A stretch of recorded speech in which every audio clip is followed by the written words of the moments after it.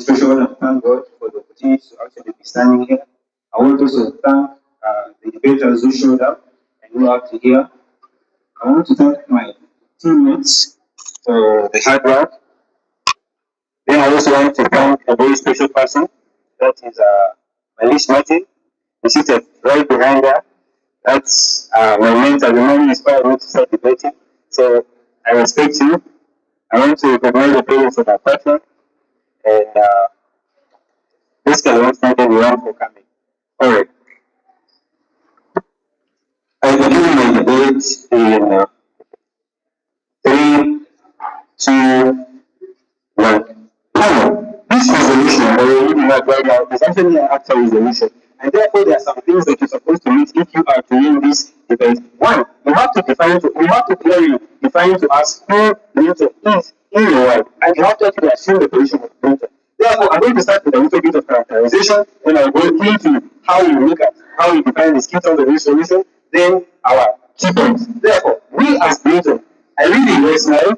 I have grown up under strong expectations of family reputation, experienced pressure to conform into relationships, education, and lifestyle, and increasingly desire independence and emotional fulfillment.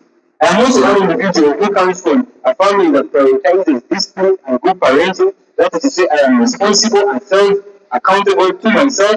I am also an individual who is at the state of adulthood. That is to say, I'm between the age of 18 to 25 who self provides and has full capacity of being responsible to myself. I have no aim of destroying my family reputation at the end of the day. My personal responsibility is due to my credible sources of income, that is international business. That is to say, I'm actually a businessman and engaged into business. Therefore, what do you look at when you talk about international uncontinental businesses? We simply look at them as intercontinental trade that requires me to move from one continent to another. Therefore, how does Britain look like?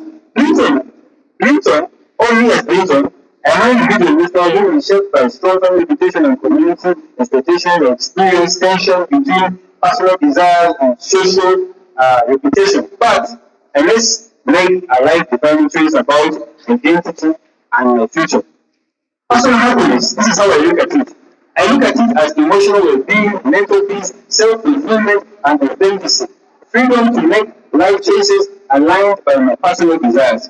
Then what do I look at when I talk about family reputation? I look at it from this point of view that the social perception of my family's community, that is honor, respect, identity maintained by public or by publicly, then collective judgment based on my actions.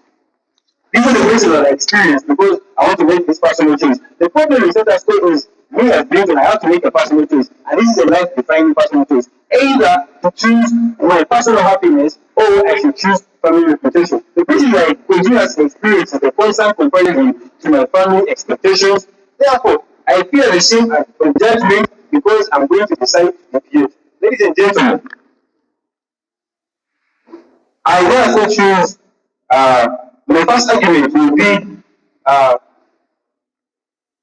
val- validation of personal autonomy to a direct experience from no strings actually attached. Then, personal happiness includes my long-term productivity and stability. I want to, my second speakers are going to come, my second speaker is going to come in and expound more on these two arguments that we bring on board.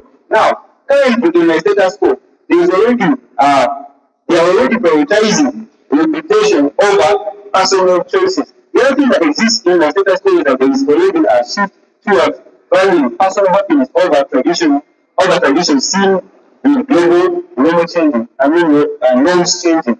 Then the other thing that exists in the status quo is that there is a widespread of internal suffering due to reputation pressure that actually come as a result of being not choosing personal choice. Then the other thing that exists in the status quo is that the social judgment that currently dominates personal freedom. That is to say, if I choose personal freedom at the end of the day, there is going to be the aspect of there's going to be that judgment that is going to come from society because of choosing personal choice. And I feel like that is what we need to address at the end of the day so that I can make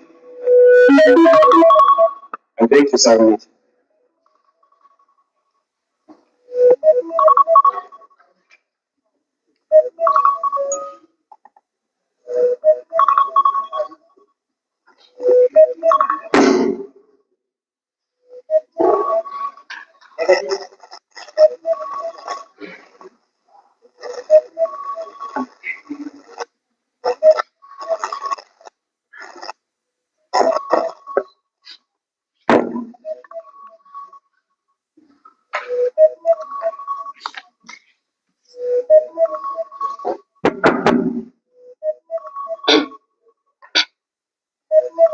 Hello everyone.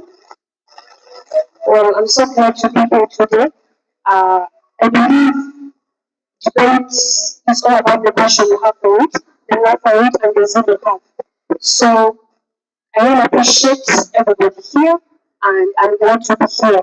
Call me Alcohol from the Legacy Secondary School.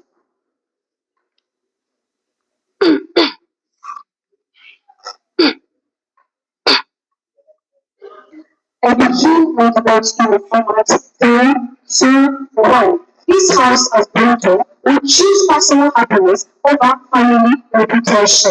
Dear panel, allow me to break the key terms in the resolution. We have personal happiness. This refers to individual joy and satisfaction that you give to yourself. Then coming to family reputation, this is continuity of good legacy of a family. Then we, as team opposition, we characterize ourselves as people. We are capable in the state to make our own decisions, and we are probably the youth who are right now or who are currently in the house. Then, okay, we stand firm to say that we oppose prioritizing personal happiness at the expense of family reputation. Let's go back to the statistics. The statistics now tell us that studies in African society show that 65% of individuals value family reputation as central to identity and community trust. The percentage has clearly given us. So it's proper we value family reputation other than personal choices. Then coming to the argument, we are saying that we are basing on personal happiness is subjective and inflicting. Family reputation has a long-term social consequences. Two, we are looking at damaging reputation can harm siblings, parents, and future generations. Three, then we are looking at happiness can coexist with family honor through compromise. Then we are saying that allow me to explain the key terms. Allow me to explain some of these arguments. Personal happiness is objective and fleeting. Family reputation has a long-term social consequence. Imagine, in our family is a well-organized family out there. Then we have children in this family, and we are all of different. When we say the legacy of the family is that if at least somebody is a doctor, somebody is a teacher, we don't want any other occupation apart from these two occupations. Then the child comes out and say, you know what, I want to become a musician. So what the community will perceive about your family is it not good? They will say, oh, you thought this family had a very nice reputation, then what's going on? So you may find in return what these kids will choose out there may really not favor the name of a family, because what people believe is that we are known for good things, and if a child goes contrary, you find it is really difficult for the community to talk so good about you. So automatically they have a negative perception about your family too. The work of damaging reputation can harm siblings, parents, and future generations. Imagine you have a company. You have a company. So all the members of the family are working in that very company. That is a family company. But then this kid decides to go astray or choose an occupation of his or her own. So you will find it is very difficult. It is going to damage the reputation of the family, because we are supposed to work upon what we already have at hand, but you are diverting from what the family has built for a very long time. So you find it will damage our reputation. And then imagine if we go out to the global out there, just imagine our like one of the family members is like doing something that is contrary that our family is supposed to do, and the way contrary, it will really make it hard for the next generation to easily have access to such kind of things like job. So you find it is really very difficult, because one person or one organism has already interlinked everything. So you're saying happiness can coexist with family honor in compromise. I think at this juncture, I want to ask for a case.